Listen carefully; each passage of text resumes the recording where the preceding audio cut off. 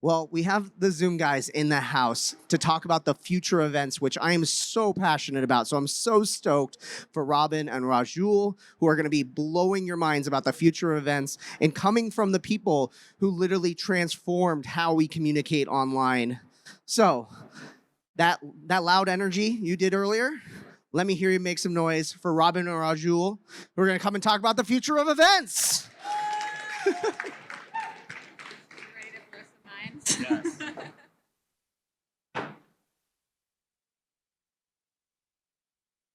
Can you? Are they both on? Well, I guess that was a pretty good introduction. I might have to use you as my personal bio person for how we do things moving forward. But thanks again for having us today.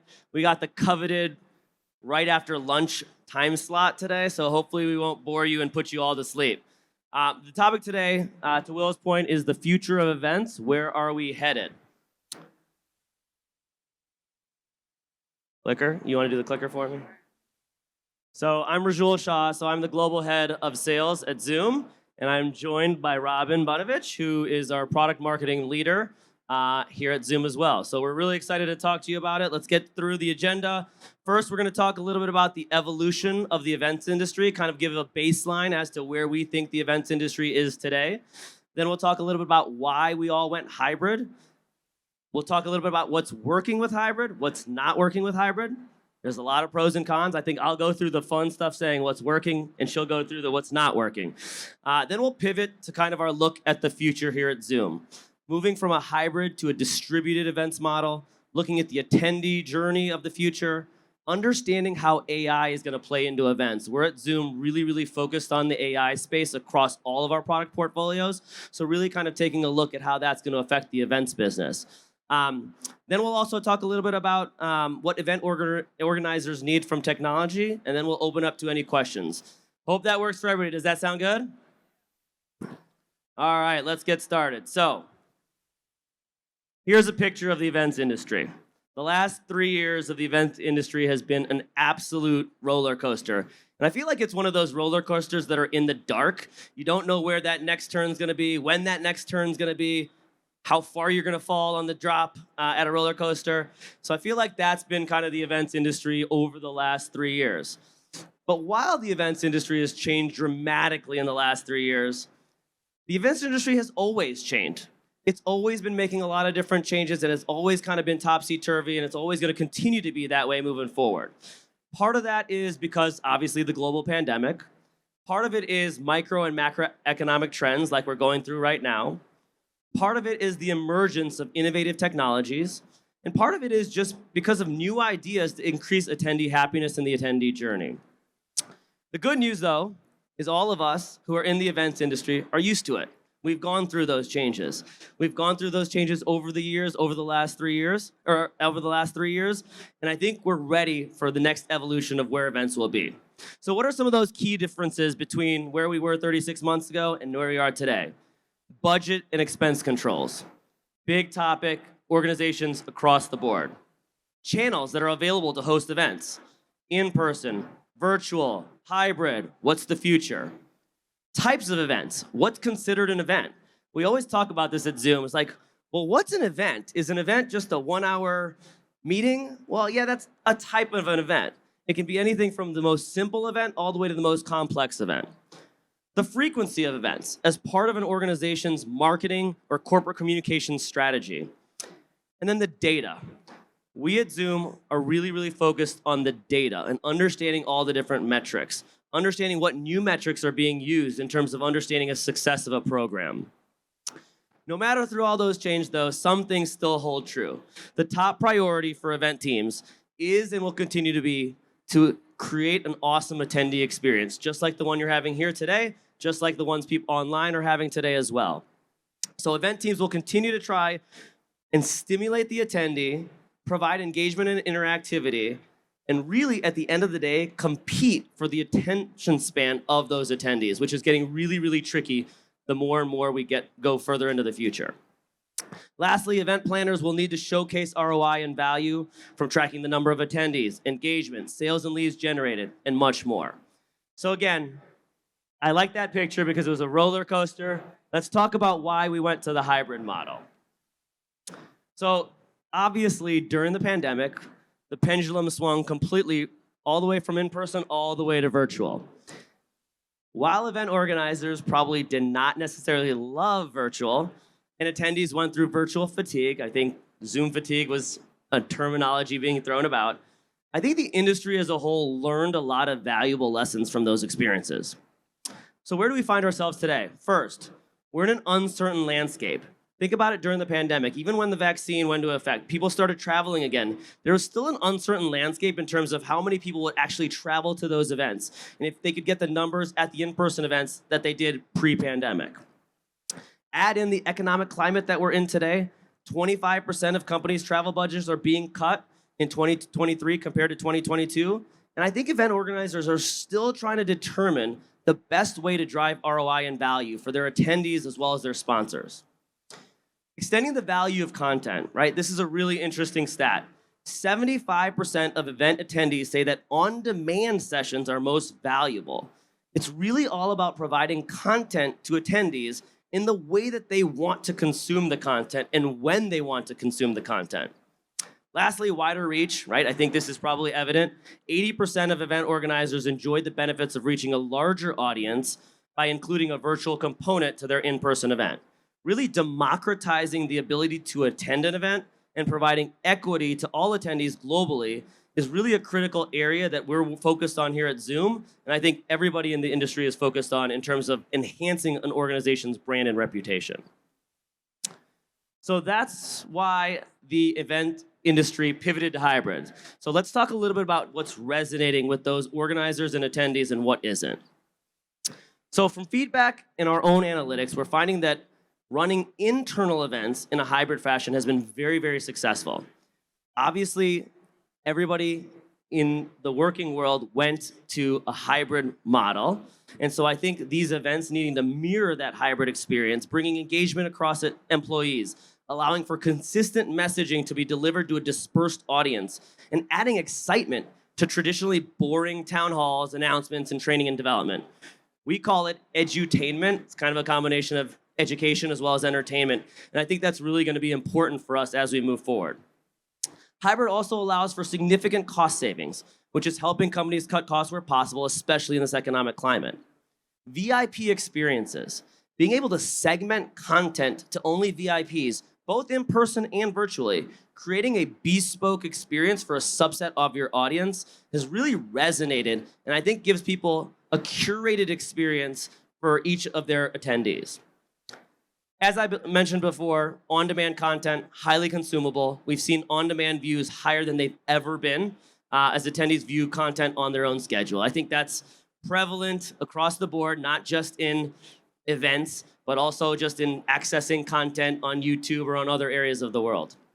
And lastly, it's all about the data. It's about understanding your attendees, and with hybrid experience, this event organizers are getting an added layer of data, really being able to track every action that an attendee takes to curate experiences that resonate better with them moving forward. So here's just a summary, kind of what we're doing well. Obviously, uncertain travel and event budgets. Again, where we came from to where we're going, which is meeting customers where they are and how they want to interact. Event attendance and engagement declining, pushing into kind of flexible ways to consume content and network on familiar experience. And then again, that ROI. Really focusing on an added data layer that you get from that virtual component in addition to the in-person component.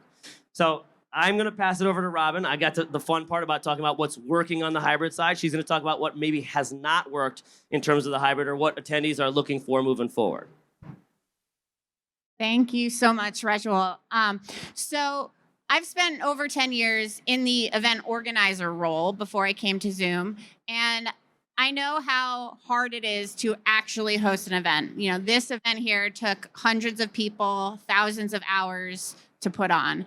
And now we're saying, okay, now do that hybrid. A lot of people are like, okay, that means I have to do 2 of those. That seems really hard and expensive. And I'm here to tell you that it can be, it is. But it doesn't always have to be. And there are a lot of ways that you can think about hybrid events that make them doable, and make them seamless, as well as knowing that your event attendees are wanting that. They want to have different experiences. While yes, we all have been starved for human connection over the past few years, so in-person events are really, really important, and making sure you have those as a part of your program are important. And they do great things for certain communities, but having that virtual component really provides that data that Rajul was talking about, that expanded reach, more equity to reach people across the world. So we believe it's really important, and it's something that you really have to think about and plan for, and it's doable. But there's kind of new ways you can think about doing hybrid events that we believe make sense and will really kind of help your attendees engage with the content in the way you want them to. So where do we go from here? Knowing that hybrid can be challenging, how can we make it exciting and doable and the right content for your attendees at the right time? So the way we're thinking about it at Zoom is really taking the word hybrid and switching it to distributed. And it seems like a small change. And I'll talk about two ways that I think really bring distributed events to life and showcase the hybrid model in a way that works for brands and the event organizer as well as attendees. So the first one is really taking your events across the calendar. And what does that mean? It means maybe you host a big event one time during the year, and then you use the content from that event over the course of the year. Event marketers have found that, I think 78% of event marketers have found that events are actually the thing that drive the most leads from all of their marketing channels. So let's take that content. We know it's hard to host an event and it's expensive. So use that content over the course of the year in other ways to keep those attendees engaged. Another way that this works well is at Zoom, we have a virtual summit. It's called Work Transformation Summit. It's one of our thought leadership events. We have it quarterly as a virtual summit. But what we then do is throughout the year, in between those quarterly summits, we bring CIOs together for CIO roundtables. We take the content from those roundtables and the questions and the comments and the thoughts that come up. We use that to generate content for our Digital Work Transformation Summit. Then we take the output of the virtual Work Transformation Summit and bring it back to the CIO roundtables. So it really kind of helps evolve the content and brings the right content to the right attendees where they are. So that's one way that we think hybrid events are headed.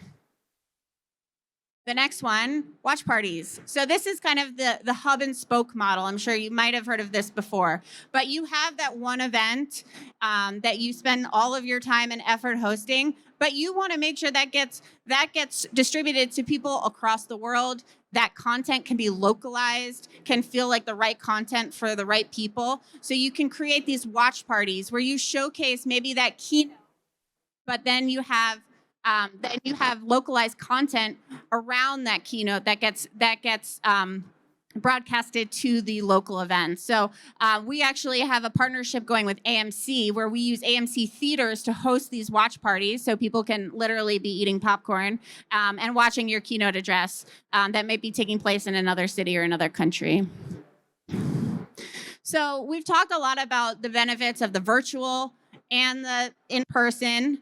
We know that in-person works really well when you think about kind of those VIP experiences. I believe an intimate dinner is never going to be a fun virtual event.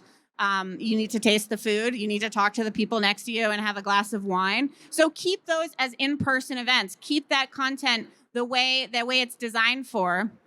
And then when you're having your hybrid event, really make sure you're thinking about the virtual component, the virtual attendees. I hear too many times organizations are thinking all about the in-person component, and then 2 weeks before the event, they're like, oh, we have to do something virtual, don't we? So make sure that's actually thought about at the start. Think about how you're going to intertwine the Q&A like they're doing here at EventTech Live, or how you're going to, when you have your breakouts in your in-person event, how are those going to work virtually? Virtual attendees also want that kind of content. They want that kind of interaction. And a lot of these attendees, while they may go to that in-person event 1 or 2 or 3, 4 times a year, they're at home the rest of the time, and they're looking for those times to connect. So that's where the virtual can come in, but it has to be something that you're thinking about. Yep. So this brings us to the technology, right? So we're all here at a tech conference, and technology is important whether it's for the completely in-person event, the completely virtual event, or somewhere in between, one of those distributed events. So at Zoom, obviously, technology is something that we're always thinking about. And when we started thinking about how we were going to build the hybrid components of our event, we kind of put it in these four categories. So thinking about flexible ticketing and registration. This is so important as an event organizer. Making sure that you have the right ticketing flows for those attendees, making sure those are flexible if someone makes a last minute decision, or maybe someone who's in person decides to spend the whole day in their hotel room watching virtually. Making sure you have registrations that are set up for that. The mobile app, obviously very important, even if it's a 100% in-person event. How are people at the event going to connect with one another? How are they going to connect with their virtual attendees? So having that mobile app, and one thing at Zoom, we're very lucky to be one of the top downloaded business apps. So the mobile app for Zoom likely is already on your phone. So I know that I've been to a lot of events and have had to download many event app and then promptly delete them afterwards. So hopefully having one app that you can stick with is helpful. And then that hybrid lobby or expo floor. So having those places that you can offer sponsors the ability to connect with virtual attendees and in-person attendees, that virtual expo floor or the lobby where people can come and watch content even far past the event date. That's really important, obviously, for that content distribution piece. And then finally, the pieces where the attendees interact with one another at an event. So having screens like this where you can see the Q&A coming in from the virtual attendees, having people be able to chat with one another and seeing it on a screen behind speakers. So having all of that participation as part of the event and making sure that all of the attendees, wherever they're sitting, are able to participate is really, really key. So another thing that we thought about as we build our technology is really each part of the attendee journey is important. And when I say attendee journey, I'm also thinking about the event organizer journey, because I've been there many a time, and maybe that's a little bit of a longer journey, but it also is super important to think about. So how are you setting up your event? How are you thinking about discovery of your event and marketing that event? The attendee planning. So if you're an attendee, how do you know what sessions you might be interested in? So these are just all of the touch points that we're thinking about where technology can play into the event journey for both the attendee and the organizer to make it more seamless.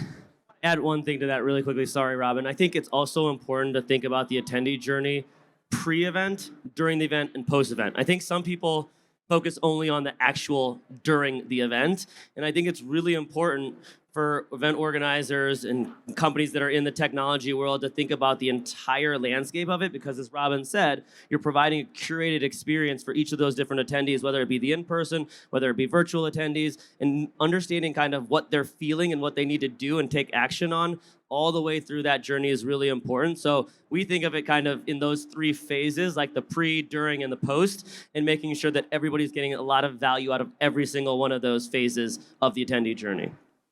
Exactly. All right. So let me get a show of hands. Who has heard of AI? Oh, no one. Okay, great. So obviously, I felt like it would be remiss if we didn't talk about AI, because AI is really, really important, and it's at the core of the work that we do at Zoom. So at Zoom, we're thinking about AI at a larger scale for all of our products, and I'll talk a little bit about how we're thinking about it in our strategy and approach to AI. But then I also want to talk about what it means for events and what it means for the future of our industry. So at Zoom, we think about AI in kind of three pillars. The first one is federated. You may not have heard of that term, but really what that means is flexible. We don't want to rely on any one AI model. We want to be open and flexible to any AI models, including AI models that are designed by our own customers. So being open and flexible allows us to pivot when needed and get kind of the best out of all of the models that are out there. Second, we believe that AI should be empowering. It shouldn't be a way to replace people, but it should be a way to empower people, allow them to use what their creative thinking skills, what is really important to them, and then let some of the mundane tasks become automated. And finally, responsible AI is a huge part of everything we think about when it comes to AI. Trust and safety and privacy are top of mind. So this is kind of how, these are our three guiding principles when we think about AI across all of our products at Zoom. And I'll just quickly kind of talk about where we're building AI into our products and where it's been. So actually, if you have been using virtual backgrounds, that is a big, that was all built on top of AI. So that was kind of the beginning, but now we're thinking about it in terms of enhanced productivity with our Zoom IQ for Sales, which helps salespeople have conversations, important conversations, and make sure all of the tasks that come after those are automated in a way that helps our customers engage with us. Making better connections through our chat platform. We really have used AI a lot to power those connections that you have every day with your colleagues at work. And finally, when it comes to customer service, so we're using AI with our contact center and focusing on that around customer service. But we're obviously all here to talk about events, and I'm assuming that's what we're most interested in. So we're thinking about what does this mean for events in general, and how should we think about building our products with AI to help event attendees and organizers. So I put together this little chart, which might not make a lot of sense, but hopefully I can talk through it. So there's really two audiences that we're focused on, and they're the main audiences. You have your attendees and your organizers. We want to make sure both of those audience groups are happy. And within an event, we know there's three main phases. There's the event setup, the pre-event, the invitations, the marketing, there's the during the event, and then there's the post-event. So AI can help really in all of those stages throughout the event. But what is the value of AI? What can it really bring? So generally, we believe AI can bring scale, it can bring speed, and it can bring quality. So there are things that event organizers have to do, like sort through attendee rosters, take a look at the data, look at engagement scoring. These are things that AI can actually help us do with more speed and better quality. Think about things that have to be done at scale, sending out invitations. A lot of these things are creating marketing plans. A lot of these things really need to be done at scale. So having AI help us there is something that we're thinking about. So this is kind of how we're thinking about improving the event landscape with AI, and just some ways that we're actually kind of looking for it to come to fruition. So first and foremost, I think having hosted a lot of events, thinking about it from the organizer perspective, there are a lot of tasks that come with putting on an event. And a lot of those can be automated. And think about, your marketing plan or your email communications. A lot of those can be automated through AI.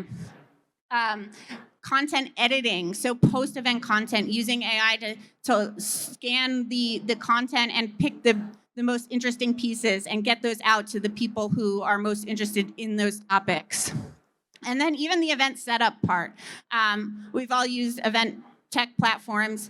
It can be tedious going through every single step. So using AI to help automate that event setup process is really going to be key for event organizers so that they can use their time on the more creative pieces of hosting an event. And then, of course, on the attendee side, I think some of these are a little bit more obvious, but thinking about how can you target content to the right attendees so that they're getting the most out of your event. How can maybe if you're at an event where there's a lot going on, you want your automated personal assistant to tell you when you need to be in what place, what meeting you need to attend, what booth has the best swag. So having that kind of event assistant take you through. And then, of course, event support, which can be on both sides, especially in a virtual event, automating that support so that as an organizer, you don't have to be, on the phone helping people get into the event, helping people navigate. You have that that customer support right there. So these are just some of the ways we're thinking about AI, but I think at Zoom, we're believers that it's really going to be another kind of transformation of the industry. Not that we haven't had enough of those. So with that, I'll pass it back to Rajul to talk about some of our solutions. Yeah, so I know we're almost at time, so I'll wrap it up pretty quickly. But understanding some of the Zoom's event solutions, if you want to go to the next slide, sorry.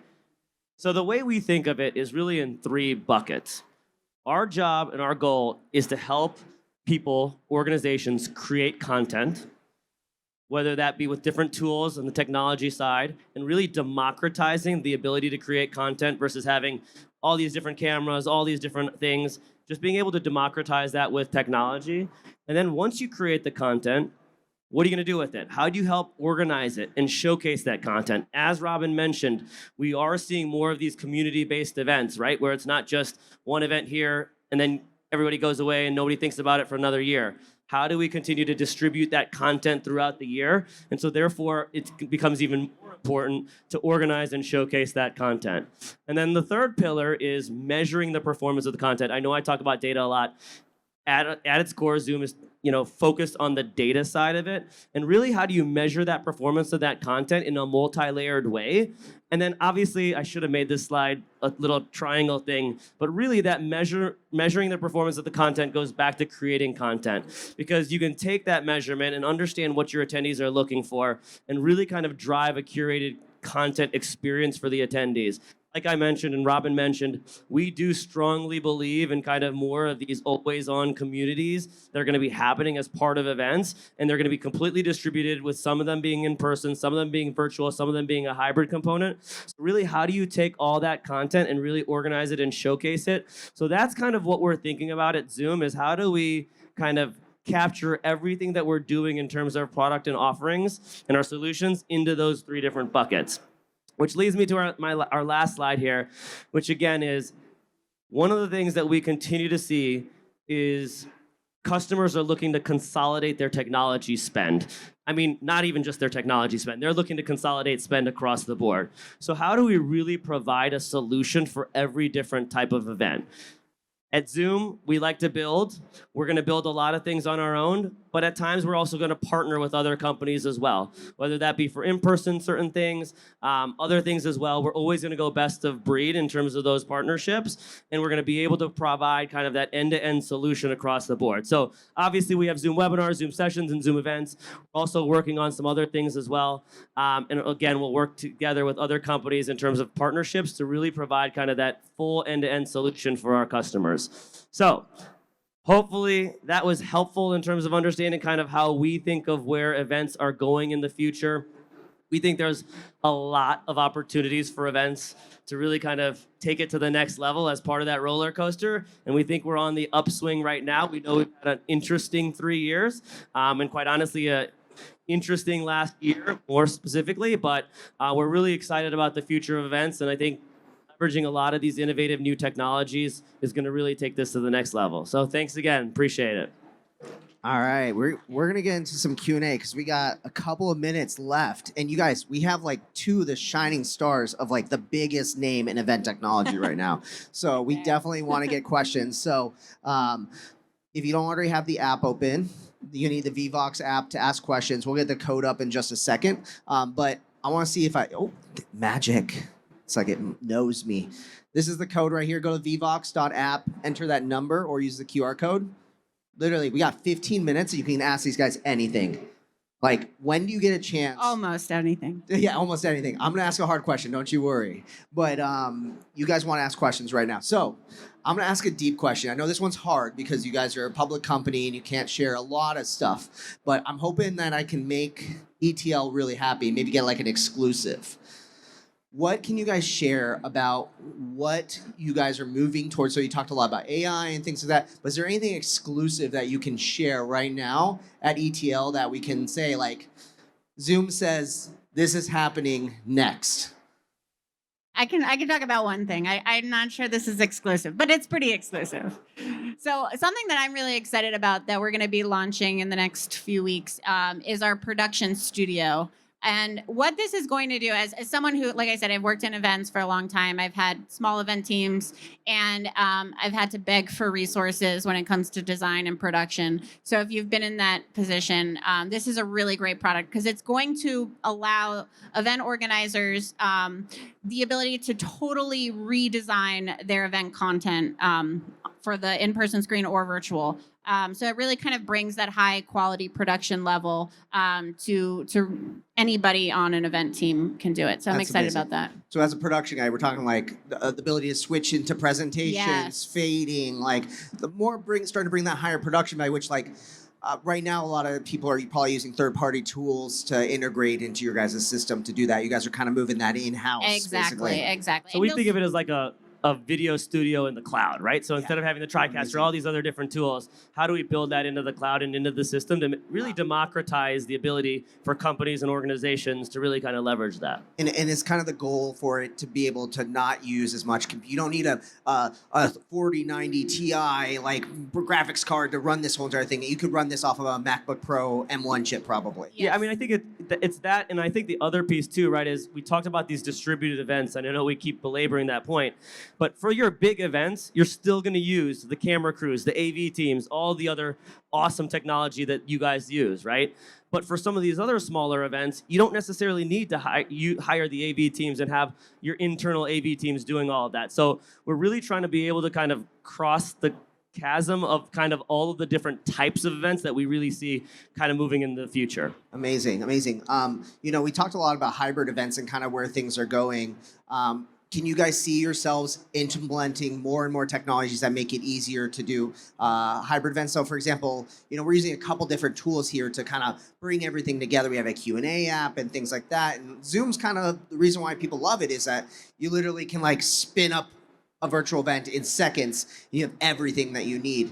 Is that kind of your guys' vision for the future, is to continue that all-in-one kind of view? Yeah, absolutely. But I think it goes even further than that to some degree, right? Because if you think about Zoom's portfolio of products, we're consistently putting out new products, and we're trying to integrate that across our entire portfolio of products. For example, I think I can say this. PR is going to yell at me. Zoom Spots. No, can't say it. Anyways, anytime we put out new product, though, we're trying to understand kind of how it can flow across all of our product portfolios. So I think that's a really big thing for us as we move forward. And so how do we really kind of leverage the new technology that we're creating across phone, contact center, events, IQ for sales, you know, all those different areas to really kind of drive more productivity in a remote and hybrid workflow. Amazing. Okay, so Sam out in the audience has a question for us. So to move away from getting in potentially some PR trouble. So thanks, Sam, for helping me out here. Sam asks, what's the most impactful data-driven insights that have helped most event professionals or helped them the most? Yeah, I mean, I think that's a great question, right? So typically the traditional metrics are like, okay, how many people showed up? Okay, but then what did that person actually do, right? So you came to this session, you might go to 3 other sessions, right? It's really important to understand kind of what that is, especially with, and again, I'm gonna say it again, the distributed events. So understanding kind of what content resonates with somebody. For example, if it's a marketing event, and Sam, you go to 3 different events that are all talking about cloud computing, just using that as an example, obviously you're a much higher lead and a warmer lead, right? So that's the engagement scoring, the lead scoring. But how do we take AI, which is one of the things that we're talking about, to provide you snippets of content that really resonates? And again, I've got young kids, they're 11 and 9, they don't ever watch more content than like a 2-minute clip, right? So how do we actually use AI to do the video editing so we take a 40-minute session that we just talked about and only focus on the time that Robin talked because I'm boring and she's more exciting, right? So how do we leverage that AI to understand kind of the indicators for each different individual based on their actions that they're taking across all events? So that's kind of what I would say is a big thing in the data side of it. And I think the data has changed, right? Before it's like, okay, oh, we had 1,000 people. Great. Well, if those 1,000 people were literally standing outside, not going to any sessions or not doing anything, well, it's somewhat useless that you had 1,000 people at the event. All right, cool. You guys answered my call to action on the questions. They're flooding in now. Anonymous Thank you, Anonymous, for asking a question. And also thanks, Sam, for asking a question as well. As you being in AI, how are you managing policies around customer data privacy and ethics? That's like a huge thing right now. Is we're kind of in this like gray area, wild, wild west. What are you guys doing to keep everybody's data safe moving forward? Yeah, that's a big question. And the way we're thinking about it is really using that federated approach. So we have a lot of customers who have their own data. They have no interest in sharing that data whatsoever. So we allow them to keep their data, store their own data, and use the AI models from our technology on top of that data without us seeing it at all. So for companies who don't have that, we'll also, provide the models as well. So that's why we're making ourselves as flexible as possible. We're not tied to any one entity in terms of the AI technology that's available. That's awesome. I think it brings a lot of, that's one of the reasons why you work with such a large company like you guys too. Compared to a startup which might not have the resources to put in data privacy, you guys blew up during the pandemic, so you guys had to be ready to be on bank computers and every single software or company basically. So I think that's one of the big reasons why you can be really knowing that you guys are going to move with data privacy in mind. Also, I just realized such a great question from Anonymous asking about data privacy. So shout outs Anonymous, you're awesome. All right, we got one more question. So probably last chance to get your question in again. VVox, if you want to get it in, if you want to get your last question in. But Dan Gable, Dan, are you in the audience or virtual? I don't know where you are, Dan, but Dan, thanks so much for asking a question. Who are your most successful tech partnerships currently? So who are you seeing the biggest kind of partnerships with right now? You want to take that one? Well, one of them is here, XTAG. We're working very closely with them to do some of the in-person pieces, like Rajul mentioned at Zoom. We're really, technology is at our core, so it's what we think about. There are certain things that we are never going to build printers to go outside an event. So we'll be partnering with folks like XTAG to bring that together, but also making sure that those partnerships are seamless so that as a customer, you're not having to deal with 4 or 5 different vendors. It's all wrapped up. Yeah, I think we look for partnerships with companies that are going to have synergies with us, right? So where we can kind of deliver the end-to-end solution and the value to the customer. And again, to Robin's point, one throat to choke instead of having 7 different companies that they have to go through, right? Having one team, kind of a consolidated and cohesive team is really important for us. And I think, the big area in terms of our partnerships is how do we leverage a lot of different things. We're not going to build everything and kind of come together to provide that awesome solution for our customers. All right, I'm gonna see if there's any more questions real quick before I ask one question. 2 questions I'll have actually. In terms of tech partnerships, what do you think is missing right now? Like, what is something maybe like that you're like, why hasn't anyone thought to integrate this into Zoom? But we're not ever gonna plan on doing it. What do you think? Like, what's something that gets you kind of excited? Well, I will say it's not exactly an answer to your question. Maybe you do that. But the really cool thing about Zoom is that we have this incredible app marketplace. So we have an open API for Zoom events today. And we have a huge app marketplace and a huge developer community. So there are people every day who are making their own apps that work seamlessly with Zoom and Zoom events. So that's another way that we're really kind of broadening the world that's available to folks who are hosting events. I know it wasn't an exact answer. It's a great question because I honestly, if you guys get a chance, go on I love doing that with apps in general, but go on Zoom's app marketplace and just go nerd out through all the integrations. And that's how you really start to become you take Zoom and you're putting a Ferrari million monster truck tires on it. It starts to become this insane beast because of all these integrations you guys have. So if you ever have an extra hour or 2, just go scroll through those lists and you'd be surprised. There's a lot of stuff that people don't talk about. Yeah, and I think to your point, we're in essence looking for companies who want to integrate with Zoom to come up with some of those ideas that we might not be thinking about, right? And there's great ideas out there that our people aren't even necessarily thinking about. And these integrations get put in place and we can really deliver an awesome solution. So totally hear you 100% on that. And we have a lot of companies that do a lot of that. And we do a lot of great business with them in addition to providing a great experience or a great outcome for the customer. And that's not just Zoom events. That's all across all of our Zoom portfolio of products. I love it. All right, well, you guys asked me to take some pictures. I figure we can't leave without getting a selfie. So if we can get everybody standing up for a second, and maybe we can do a big group selfie with everybody. All right, and we're gonna do like 1, 2, 3, and everyone's gonna like scream and jump and put your hands in the air. Okay. All right, you guys ready? Ready? 1, 2, 3. Come on, no, make some noise, make some noise. Woo! All right, you guys. Thank you guys so much. Rajul and Robin, you guys were absolutely incredible. Thank you guys so much for sharing some of the insights from one of the biggest players in events right now. Literally, many of us couldn't be doing virtual events without you. So thank you guys so much. Let's give it up. Woo! Thank you guys all so much. Thank you so much.